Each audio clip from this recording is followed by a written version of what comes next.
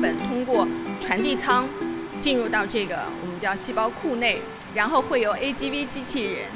去接收这个样本，然后传递到我们这个 RGB 机器人这里，再通过指令给到相应的设备，整个过程全实现无人化。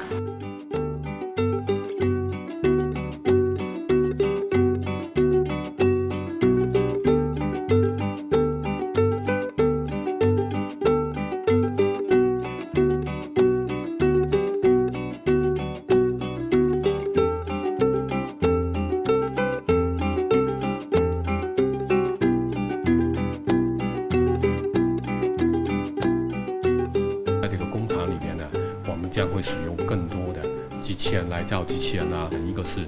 更简单使用，第二个呢就是人机协作，第三个是数字化，这三个呢就是机器人未来的发展的重要的方向。